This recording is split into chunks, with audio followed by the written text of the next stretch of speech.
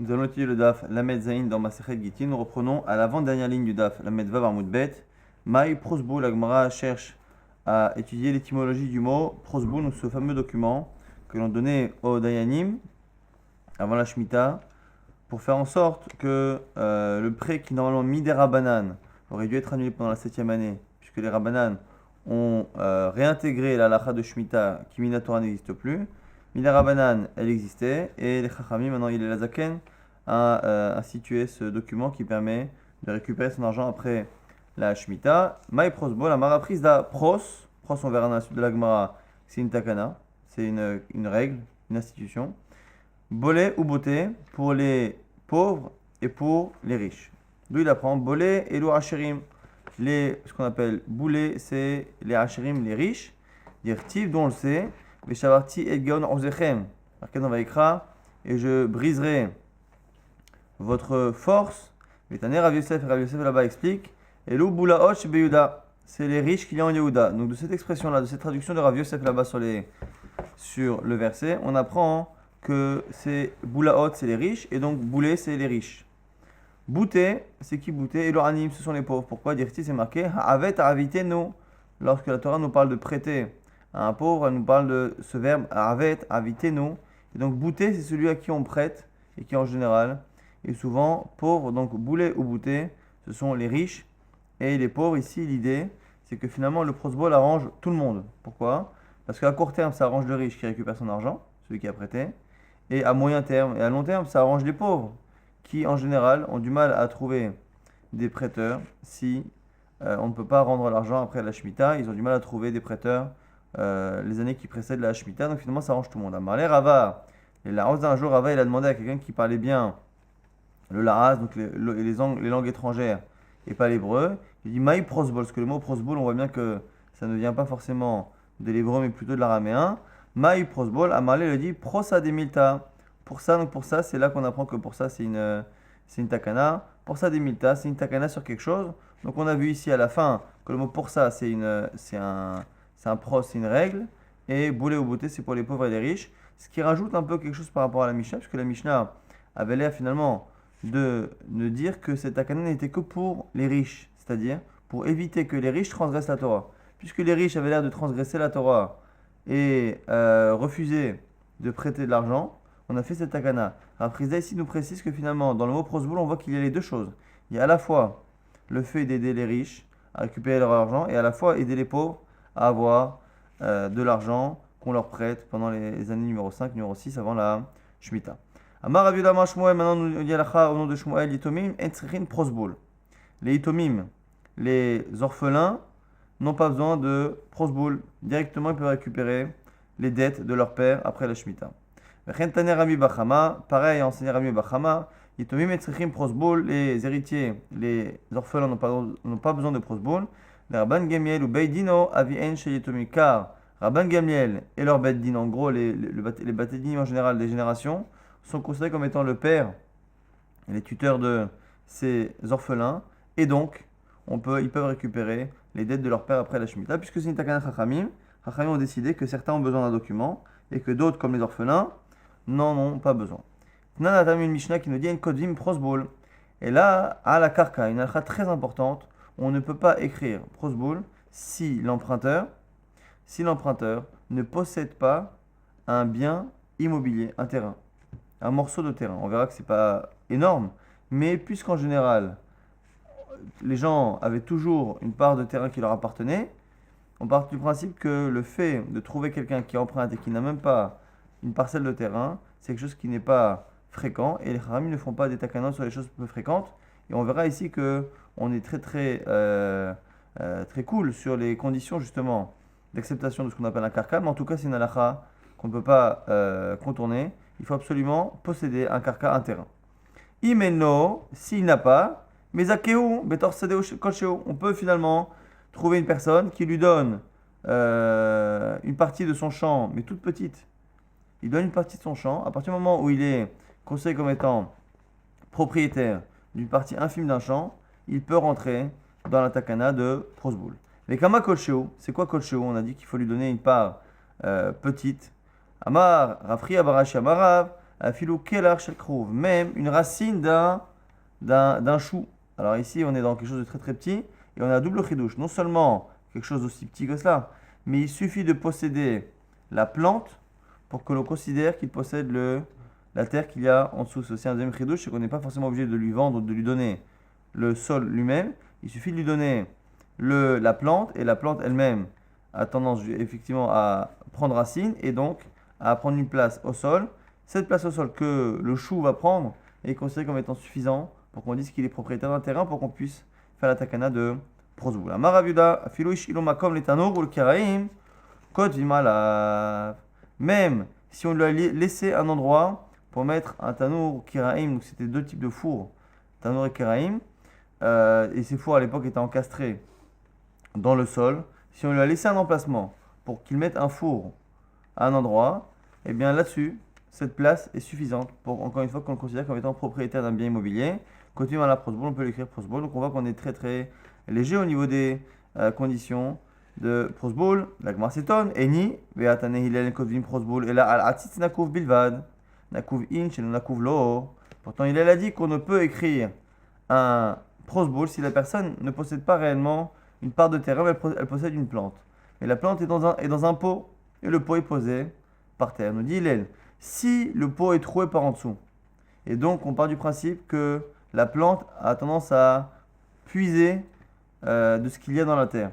À ce moment-là, on considère que la plante est attachée au sol. On a déjà parlé de ça il y a quelques semaines. La plante est comme si elle était attachée au sol, et à ce moment-là, on peut considérer qu'il a une part dans la terre. Si par contre le pot n'est pas troué, si le pot n'est pas troué, on ne peut pas. Et la Gemara s'étonne. Tu viens de me dire à l'instant que non seulement si je lui donne un chou, il est considéré comme propriétaire de la terre, mais même si je lui donne un emplacement pour mettre un four. Or, l'emplacement pour mettre un four, c'est pas quelque chose qui s'implante, c'est un emplacement. Or, pourquoi Hillel Azaken maintenant nous dit que lorsque j'ai un pot de fleurs qui n'est pas troué, pourtant le pot il prend une place. Le pot il est posé sur le sol et il occupe la place sur laquelle il est posé. Quelle est la différence entre ce pot de fleurs qui n'est pas troué et qui, malgré qu'il prenne un espace, n'a pas l'air d'être suffisant pour qu'on puisse faire prosboul, et quelle est la différence avec ce four où dès qu'on a l'emplacement pour mettre un four, on considère que l'emplacement lui-même est suffisant. Pourquoi dans le pot l'emplacement n'est pas suffisant et dans le four ça a l'air de l'être? La Gemara dit l'otricha, les manar asike. Il faut expliquer que le cas là-bas du pot, c'est pas un pot de fleurs qui est posé au sol, c'est un pot de fleurs qui est suspendu en l'air. Soit c'est un pot de fleurs qui est troué et posé à terre, soit il est suspendu. Et s'il est suspendu, il n'occupe pas d'espace au sol, et c'est parce qu'il n'occupe pas d'espace au sol qu'il n'est pas considéré comme étant suffisant pour écrire un prosboul. Donc pour l'instant, on continue de penser qu'à la fois, si on lui donne les racines de n'importe quelle plante, dans un chou, la terre qu'il occupe est considérée comme étant quelque chose qui appartient à l'emprunteur, et donc on peut faire prosboul. Et pareil, si on lui a laissé un emplacement pour mettre un four ou quelque chose, c'est considéré comme étant déjà une propriété immobilière suffisante pour écrire prosboul. Ravashi, Maknele, Gidma, des Dikla, mais Katavale, prosboul, on nous raconte encore une histoire où Ravashi, il a fait acquérir un petit palmier à quelqu'un pour écrire prosboul. Rabanan, Debe Ravashi, Masre, Milay, Oula, Adade.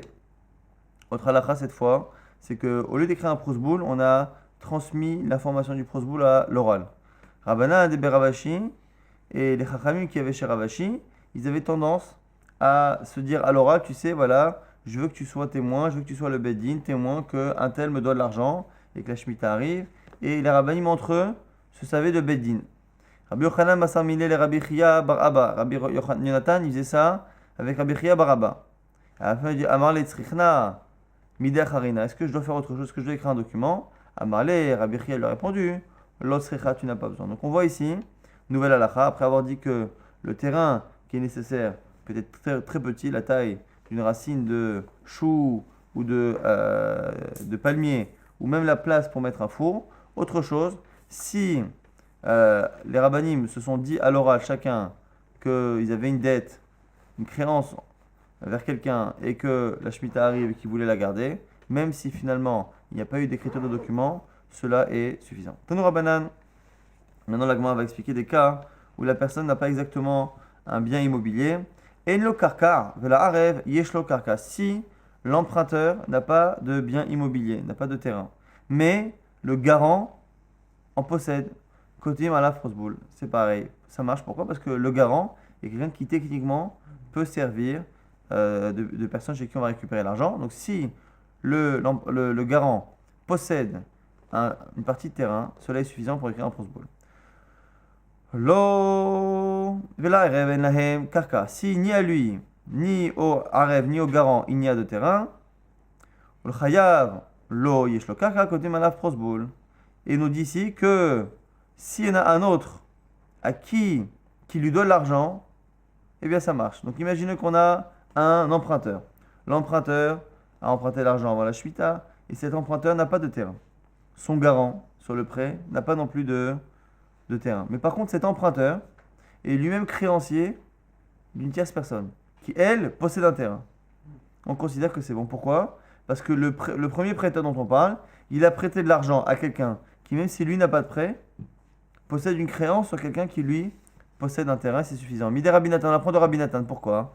Tanya, c'est une braïta. Rabbi Nathan, Omer, Minaïn et Noshe Bachavero, Mané, Chavero Bachavero, Minaïn, Shimotzim, Misé, Vedotim Lazé. D'où sait-on, Minatora, que lorsque A doit de l'argent à B, A doit de l'argent à B, et il y a quelqu'un qui devait de l'argent à A, B peut venir, s'il n'arrive pas à récupérer à A, il peut récupérer à celui qui doit de l'argent à A. D'où on le sait. Tamulomas marqué dans la Torah, Venatan la Asher Hashamlo, il donnera à celui à qui il a fait du mal ou envers qui il est fautif. Là-bas, on parle de quelqu'un qui a reçu un mashkon, donc il a reçu un objet à garder chez lui en gage, et lorsque la personne vient récupérer, il nie avoir reçu cet objet. Et après, il avoue, et donc il doit rembourser la personne à qui il a fait du mal. Et on apprend là-bas qu'on ne dit pas Venatan Lacher Gazal Mimeno, on ne dit pas qu'il devra payer à celui à qui il a volé, on dit il rendra à celui à qui il a fait du mal. Ce qui sous-entend que même si parfois il a volé à une personne, si le fait d'avoir volé à une personne a empêché une autre personne de récupérer son bien, il devra payer non pas à la personne à qui il a volé directement, mais à l'autre personne à qui elle-même elle devait. Donc A devait à B, mais B devait à C. Il se peut que A ait fait du mal non pas qu'à B, mais aussi à C qui n'a pas pu récupérer. De là on apprend que C aurait pu récupérer directement de A. C'est le fait que la Torah, lorsqu'elle dit que quelqu'un vole à un autre, parce qu'il n'a pas avoué qu'il avait un objet qui lui appartenait, on voit qu'il peut faire du mal non seulement à B à qui il doit directement, mais il peut faire aussi du mal au créancier de B. Et donc c'est pour ça qu'on a généralisé, on a dit qu'il donnera non pas à celui à qui il a volé, mais à qui il a fait du mal, envers qui il est fautif, ce qui peut parfois ne pas être que celui envers qui il est directement engagé, mais envers une tierce personne vers qui son créancier était lui-même engagé. Donc on apprend qu'on peut récupérer les biens non seulement de celui qui m'a emprunté, mais de celui qui a emprunté à mon emprunteur. Et à partir de ce moment-là, si finalement l'emprunteur de mon emprunteur est considéré comme étant mon emprunteur, je peux récupérer l'argent, non pas que de celui qui m'a emprunté, mais de celui qui a emprunté à mon emprunteur. À ce moment-là, si mon emprunteur n'a pas de bien immobilier qui est nécessaire pour écrire un prosboul, mais que l'emprunteur de mon emprunteur en a, c'est suffisant puisque finalement, on considère que tous les emprunteurs de mon emprunteur sont les miens et du coup, c'est comme s'ils étaient tous associés dans mon prêt. De la même manière que lorsque je prête de l'argent à quelqu'un, il faut que soit l'emprunteur, soit le garant ait un terrain. Finalement, l'emprunteur de mon emprunteur est un peu comme un garant. C'est-à-dire que c'est une personne chez qui je peux éventuellement récupérer mon argent. Si mon emprunteur n'a pas d'argent, je vais récupérer directement chez les gens envers qui il a une créance. Nanatam. C'est quoi le lien entre le postboule et le fait que le débiteur il soit solvable, c'est-à-dire qu'il est intéressé? J'arrive pas à faire le. Alors on a dit que c'est parce que les Khamim font une takana que sur des cas fréquents. Et à partir du moment où la personne ne possède aucune parcelle de bien immobilier, à l'époque c'était pas fréquent, et donc on n'a pas fait la takana. Même si au final, des fois, on a dit qu'on peut lui faire acquérir un morceau de quoi que ce soit, et au final on arrive sur un cas qui est assez bizarre, mais il n'empêche que dès le départ, les Khamim ont estimé que c'était pas fréquent, quelqu'un qui n'avait pas de terrain, et c'est la raison pour laquelle on écrit un prosboul que là-dessus. Mais la Gemara n'explique pas exactement la raison, c'est les commentaires qui donnent cette raison. On a une Mishnah maintenant, au sujet de la Shemitah. Ashveit meshametet et milva, ben beshtar, ben shelo beshtar. On dit maintenant ici la lacha par rapport à la Shemitah. On a dit que la 7e année est Minatora les prêts sont annulés, on ne peut pas récupérer son argent après la 7e année. Et ici, on nous dit que finalement, quel que soit le type de prêt, par un document ou sans document, le prêt est annulé par la Shemitah. Ça, c'est la Mishnah. Maintenant, il faut, avant d'expliquer la Mishnah, il faut préciser qu'il y a 3 types de prêts. Il y a un prêt qui se fait directement à l'oral. Prête-moi de l'argent, je te prête de l'argent, et c'est réglé, sans document, sans rien. Après, il y a 2 types de prêts avec document. Un prêt avec document qui est le même qu'à l'oral, mais à l'écrit. Donc, je te prête de l'argent ce jour-ci, je t'ai prêté tant d'argent, ainsi de suite, devant des témoins. Et il y a un troisième type d'emprunt, c'est un prêt dans lequel non seulement on écrit sur un document, mais on a servi des biens immobiliers. Je t'ai emprunté de l'argent et je mets en hypothèque ma maison, telle chose, pour justement rembourser ce bien. Donc on a 3 types de prêts qui ont évidemment un poids qui n'est pas équivalent. Le prêt à l'oral, le prêt à l'écrit, mais sans engagement particulier, et le prêt à l'écrit avec justement achariyut. Ce qu'on appelle achariyut, c'est le fait d'engager, d'hypothéquer les biens. Là-dessus, comme la Mishnah a dit que finalement un prêt, l'année de la Shemitah, il est annulé, que ce soit avec un shtar ou pas un shtar, on a ici deux visions de la chose. Il y en a qui pensent que quand on dit avec un document ou sans document, ça veut dire que ça concerne tous les prêts. Rav Shmuel, Marloket Rav Shmuel, Damre Tavayon, Bishtar, Shtar Shesh Bo Bachayut Nechassim, Shelo Bishtar, Shesh Bo Bachayut Nechassim. Puisque la Shemitah, selon eux, concerne tous les prêts, quand on dit un prêt avec document ou un prêt sans document, c'est pas en fait avec ou sans document. C'est quoi qu'il arrive avec document, mais est-ce que document avec hypothèque ou sans hypothèque? Ça, c'est la première option. Et évidemment que si le prêt n'était qu'un prêt à l'oral, il est évident que ce prêt est annulé pour la Shemitah. Rabbi Yochanan et Rabbi Shimon ben Lakish, deux avis qui sont d'accord. C'est Rabbi Yochanan et Resh Lakish, qui disent eux, non, regarde bien dans les mots, c'est pas ça qui est marqué. Bishtar, c'est marqué avec un document, sans document. Bishtar, Shtar Shen Bochayut. Bishtar, c'est un document, Stam. Donc c'est quoi un document? C'est un document sans forcément hypothèque. Chez le Bishtar, lorsqu'on dit sans document, c'est malvalpé. C'est par contre c'est un emprunt oral. Aval Bishtar, chez Shbochari ou Nechassim et non Meshamet. Mais le chidouche ici, ce serait de dire que du coup, dès qu'il y a un emprunt avec un document et hypothèque sur les biens, le prêt ne serait pas annulé par la Shemitah. Alors ce que disent Rabbi Yochanan et Rabbi Shimon ben Lakish ressemble plus au mot qu'il a marqué dans la Mishnah, parce que la Mishnah fait un chidouche entre document, pas document. Mais d'un côté, au niveau de la halakha, c'est un énorme chidouche. Je veux dire que la Torah, finalement, n'a pas annulé tous les prêts. La Shemitah n'annule pas les prêts lorsqu'ils sont à l'écrit et lorsqu'il y a un bien immobilier qui est hypothéqué. La Gemara nous dit qu'il y a des braïtot qui vont dans le sens de Rabbi Yochanan et de Resh Lakish. C'est-à-dire qu'il va dire Rabbi Yochanan et Rabbi Shimon ben Lakish. Shtar, chov, meshamet, ve'im yesh bo acharion nechassim et non meshamet. Une braïta qui a priori n'était pas connue de Rav et de Shmuel, qui dit clairement que si il y a un emprunt qui est fait avec un document, il est annulé par la Shemitah. Par contre, s'il y a une achariyut, s'il y a une hypothèque, il n'est pas annulé par la Shemitah. La braïta dit clairement comme Rabbi Yochanan et Resh Lakish. Tanya Idach, encore une autre braïta.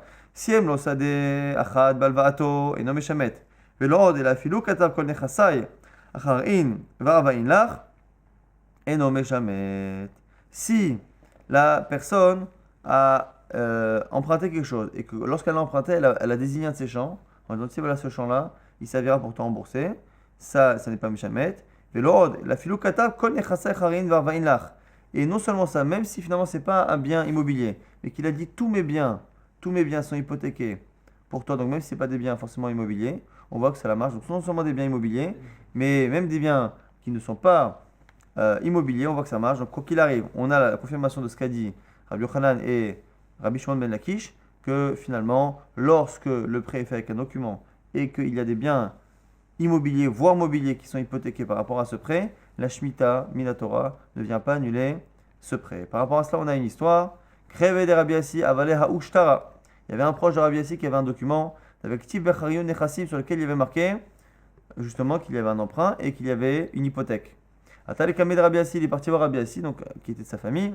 Amalé Meshamet, Oeno Meshamet. Dis-moi, la 7e année arrive, est-ce que mon prêt va être annulé ou pas? Amalé Eino Meshamet. Donc Rabbi Yassi a répondu comme Rabbi Yochanan, comme Resh Lakish et comme les deux braïtot qu'on a cités, que le prêt n'est pas annulé. Rabbi Yochanan, il est parti voir après Rabbi Yochanan, Amalé Meshamet. Et il a dit, Rabbi Yochanan, que le prêt est annulé. Rabbi Yassi, Rabbi Yochanan, Rabbi Yassi dit, je comprends pas. Amarle, Meshamet ou non Meshamet? Il lui a dit, attends, qu'est-ce que tu as dit, Meshamet ou pas Meshamet? Amarle, Meshamet. Il a dit, il est annulé. Veha Maroud et Amar, et non Meshamet. Mais comment toi, Rabbi Yochanan, tu veux dire que le prêt est annulé la 7e année alors qu'il y a une achariout, alors que c'est toi-même qui a expliqué la fameuse Mishnah, qui avait dit la différence qu'entre shtar et pas shtar, c'est un document à l'oral, un document à l'écrit, mais quoi qu'il arrive, c'était toi avec Resh Lakish qui disait que lorsque le document était à l'écrit avec hypothèque, quoi qu'il arrive, il n'était pas annulé. Donc comment tu peux le contredire? Quand on a expliqué la fameuse Mishnah, qui faisait une différence entre un shtar, qui faisait pas de différence, genre, qui disait que le document avec ou sans document, quoi qu'il arrive, le prêt était annulé, toi tu disais que quoi qu'il arrive, c'était pas comme ce qu'avait dit Rav Shmuel. Rav Shmuel disait que ça concernait tous les prêts, toi tu disais non. Avec Resh Lakish, tu disais que ça concernait que les prêts écrits ou oraux, mais sans hypothèque. Selon toi, tu disais que la Mishnah voulait nous dire que s'il y avait une hypothèque, le prêt n'était pas annulé. Et maintenant, quand on te demande la halakha, tu dis autre chose. Réponse Rabbi Yochanan qu'on a vu le même type de réponse il n'y a pas très longtemps. Il lui a dit Amarle, dis-moi, c'est pas parce qu'on a une logique pour expliquer la Mishnah qu'on en est certain à 100% pour pouvoir être mekil au niveau de la halakha. Amarle ve'atanya kevate demar, mais pourtant il y a une braïta qui confirme ce que tu as dit. On a dit qu'il y avait de même deux braïtot. Amarle, même ça, c'est pas évident. Dima ha'i bet shamahi damre shtar omed likbot. Peut-être que les braïtot qu'on a cités sont comme Bet Shammai. Bet Shammai qui pense quoi? Qui pense que à partir du moment où on a un document de créance, c'est comme s'il avait été déjà remboursé. On avait vu ça dans Masechet Sota. Dans Masechet Sota, on avait dit qu'une femme qui est soupçonnée d'avoir trompé son mari, il faut absolument qu'elle boive les eaux de Sota. Si le processus de Sota s'arrête en plein milieu, par exemple parce que le mari meurt, est-ce que cette femme a le droit à la Ketouba comme toute femme? Ou est-ce que cette femme n'a pas le droit à la Ketouba puisqu'elle est fautive? On n'a pas pu savoir si elle est fautive. Donc on laisse l'argent là où il est. La question, c'est où est l'argent? Et là, c'est une marloquette. Là-bas. Et selon Bet Shammai, le fait que cette femme ait un document de Ketouba, qui atteste que son mari lui donne l'argent depuis le début du mariage, c'est comme si l'argent était déjà dans sa poche. Comme elle a le document, c'est Kegabouille. Ça, c'est l'avis de Bet Shammai. Et il se peut que finalement, selon ces braïtotes-là, la raison pour laquelle le prêt n'est pas annulé, c'est parce qu'avant même que la Shemitah arrive, comme il a le document, c'est comme s'il avait déjà récupéré l'argent. C'est pour ça que la Shemitah ne vient pas annulée. Donc, Rabbi Yochanan, qui lui-même explique la Mishnah, que lorsqu'il y a une hypothèque, on n'annule pas le prêt, Minatora, c'est lui-même qu'au niveau de la halakha, il a du mal à trancher et à dire à la personne qu'on n'annule pas le prêt, qu'il peut aller se faire rembourser. Dans le doute, il dira quand même Meshamet, même s'il a une braïta comme lui, il préfère dire que c'est peut-être pas sûr que ce soit comme lui, peut-être que c'est comme Bet Shammai. Et sa logique qu'il a pour expliquer la Mishnah, il n'a pas l'air d'être assez sûr de lui pour pouvoir enseigner la halakha. Ainsi, donc finalement, halakha le maaseh, on verra que si même les avis comme Rabbi Yochanan pensent qu'un prêt avec hypothèque n'est pas annulé, mais que halakha le maaseh, il dira qu'elle est annulée, ça veut dire que techniquement, on préférera annuler un prêt et ne pas se faire rembourser, parce que si on va récupérer l'argent et que Minatora fallait pas, on transgresse l'interdit de l'otigos. On a une Mishnah maintenant. À Malvet Ravero Maot à la Mashkon, va Moshe Tarotav le Bedin, et une Mishamtin. Encore deux cas où la Shemitah n'annule pas le prêt. C'est le cas où la personne emprunte et laisse un gage, et le cas où elle emprunte et directement elle laisse le document au Bedin. Bish la Moshe Tarotav le Bedin est tafselé au Bedina. Lorsque l'on prête de l'argent et qu'effectivement on laisse le document de prêt au Bedin, je comprends parce que c'est comme si le Bedin lui-même prenait possession de la dette. Et là, malvé al mashkol maïtama, la Gemara se pose une question, pourquoi lorsqu'on fait un prêt avec un gage, en quoi le gage fait en sorte que la Shemitah ne s'applique pas? Amar Rava répond, Mishum l'étafasle, parce que finalement, le prêteur, en ayant possession du gage, de l'objet de gage, la garantie, finalement, c'est comme s'il avait déjà pris possession de l'argent et comme s'il avait été remboursé avant même la Shemitah. Et l'Agma va approuver. Amalé Abaye, et là, Meata Idva, Veda Bachatserod, Tafisle, Achinemi de l'homme Shamet. Alors, si c'est ça, explique-moi, selon toi, pourquoi cette halakha ne s'applique pas ailleurs. Il y a un cas, c'est la personne qui prête de l'argent et la personne qui prête dit voilà, en attendant, pour que je sois certain que tu me rembourses, j'habite dans une de tes résidences. Celui qui emprunte possède une maison, et l'autre il dit voilà, en attendant que tu me rembourses, je suis marzik, je suis dans ta maison, pendant cette période-là, comme ça je suis certain que tu me rembourses. Et là-bas, on voit que la Shemitah s'applique. Amarle, elle a dit Shane Mashkon, des cannelés, c'est différent le Mashkon. Parce que le gage, comme c'est un objet, on voit que la personne qui prend le gage chez elle, le prêteur, eh bien, prend possession du gage. Ce qui n'est pas le cas de la maison. La maison, c'est pas parce qu'on habite dedans qu'on prend possession du bien immobilier. Mida Rabbi Yitzhak, on apprend de Rabbi Yitzhak. De Amar Rabbi Yitzhak, Minaïne Balchov, Shekone Mashkon, d'où c'est ton Minatora que lorsque quelqu'un emprunte et que la personne qui emprunte laisse un gage, d'où c'est donc le prêteur prend possession du gage dont on le sait que c'est à lui pendant la période où elle est chez lui, c'est marqué dans la Torah que lorsque la personne va prêter à un pauvre et que le gage est une couverture, on dit le soir il faut que tu lui rendes la couverture. Pourquoi et si tu le fais, ou le chal qui est tzedaka, ce sera compté pour toi comme une tzedaka. Et une tzedaka ne peut être comptée que si la chose m'appartient. Je ne peux pas faire tzedaka avec l'argent de mon prochain. Mon prochain a un bien qui lui appartient, je lui rends ce qui lui appartient, je fais une tzedaka, ça n'a pas de sens. Chal qui est tzedaka, il me connaît, tzedaka minayin, si c'est pas à moi, en quoi c'est une tzedaka?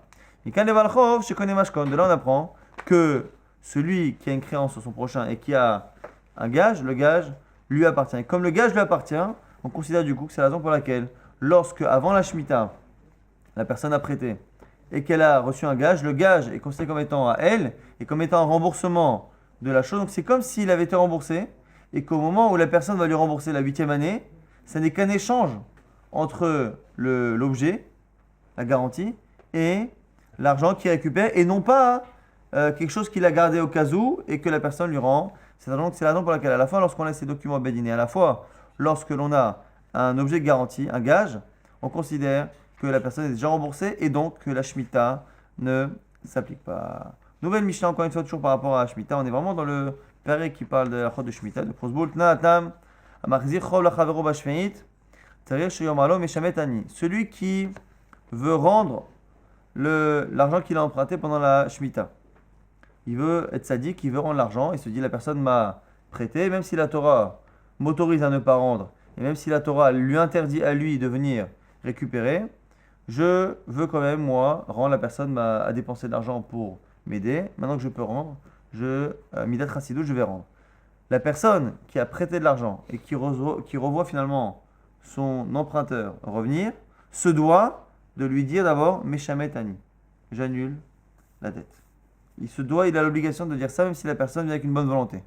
Mais Imam Marlo, et à ce moment-là, si celui qui a emprunté continue, il dit Afal Piken, malgré tout, je veux rembourser, à ce moment-là, on a le droit, la seconde fois, Ikabel Menou, d'accepter l'argent chez les marques comme c'est marqué, Vezé Devar Shemitah, le même passage qu'on a étudié hier.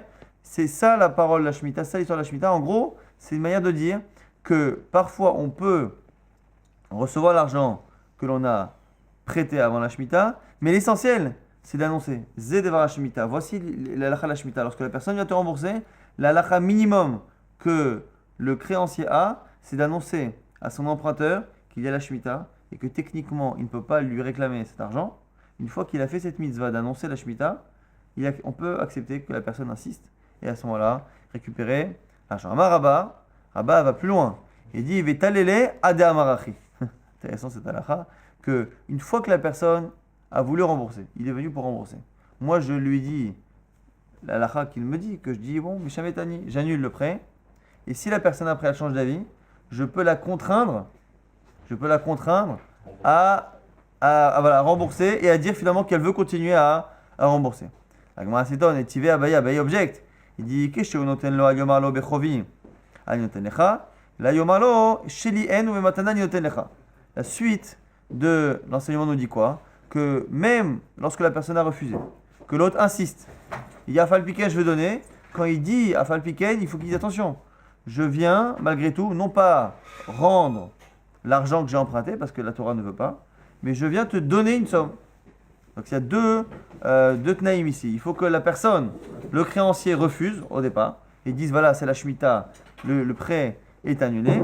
Et lorsque la personne insiste et que nous après on peut accepter l'argent, il faut que la personne insiste en tant que don et non pas en tant, encore une fois, que remboursement classique du prêt, puisqu'on n'est pas dans un remboursement classique, puisque la Torah l'a annulé. Et la Gemara s'étonne, elle dit si la personne dit Bematana, elle dit que c'est un don, tu vois bien que c'est pas l'autre qui l'a forcé à dire. Que si l'autre il le force a priori, il le force à rendre son argent. Rends-moi mon argent, rends-moi mon argent. On a dit Une fois que la personne a refusé une première fois, et que la personne finalement change d'avis, il peut le forcer à donner.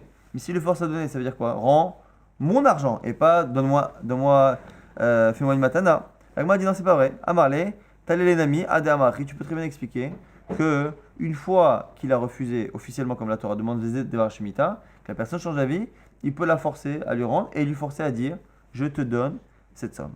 Amar bar Marta, dehu abba bar minyomi. Donc il y a un chacham qui s'appelle Abba bar Marta et qui s'appelle aussi Abba bar minyomi. Abba masikbe Rabba zouzé. Il y avait Rabba qui lui réclamait de l'argent. Aïtin hu ni ale, Meshveit, il est venu le rendre à la Shveit. Amale, il lui dit Meshametani. Donc, du coup, Rabba respectait la lacha, il lui a répondu Meshametani, j'annule le prêt. Shaklinu ve Azal. Et Kanire, vous allez voir par la suite que ce Abba bar Marta, Abba bar Minyomi, ne connaissait pas bien la lacha précédente. Donc, il a entendu que Rabba annulait le prêt, lui, il a voulu faire Midat Rasidot et rendre. Rabba a refusé comme la lacha demande, et lui est rentré chez lui. Ata Abaye Ashkeche, Davarativ, et Abaye a vu que Rabba était contrarié. Amalé lui a dit Amay Atzima, pourquoi es-tu contrarié? Amalé, Achi Avamaase, voici ce qui m'est arrivé.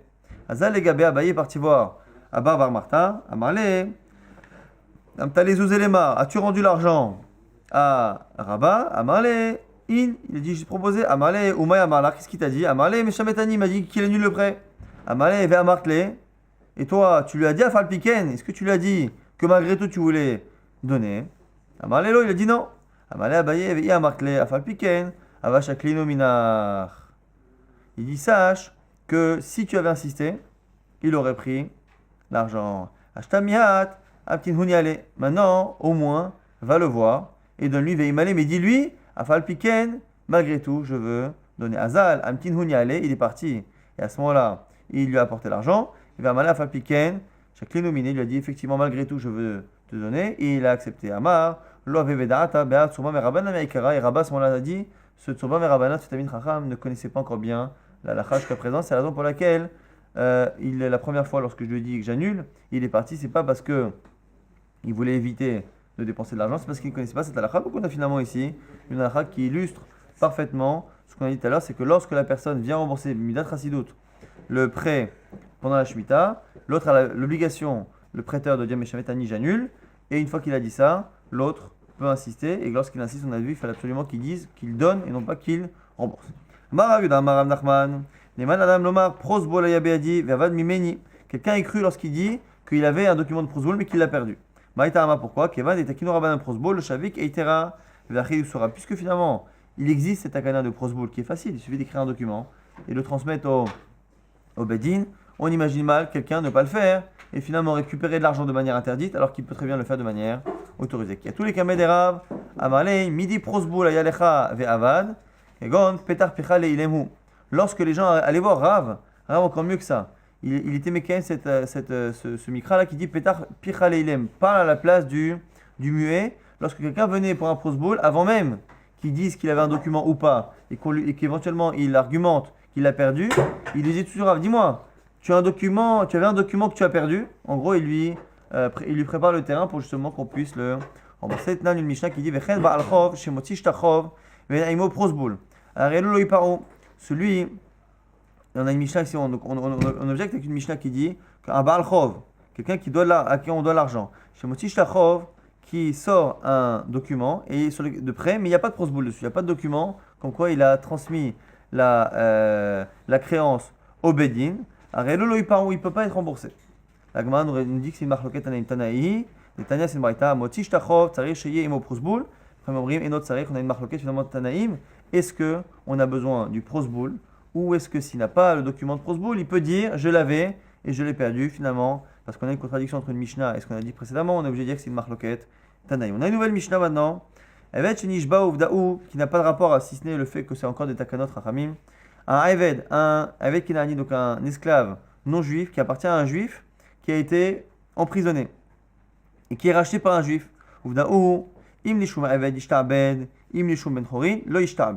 En fonction de la kavana de celui qui a racheté, il va continuer d'être asservi ou pas. Si la personne qui l'a racheté pour qu'il soit serviteur, il continuera d'être serviteur.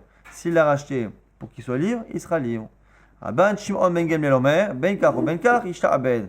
Rabban Shimon ben Gamliel nous dit que quoi qu'il arrive, il devra être asservi. Alors, ce qui est intéressant ici, c'est qu'on a deux personnes. On a son maître, numéro 1, et on a celui qui le rachète. Et on ne sait même pas, lorsqu'on dit qu'il va servir, on ne sait même pas qui il va servir. Est-ce qu'il va servir son premier maître ou est-ce qu'il va servir celui qui le rachète? En tout cas, on a ici un serviteur Kenani qui appartient à un maître numéro 1, qui est emprisonné et qui va être racheté par monsieur numéro 2.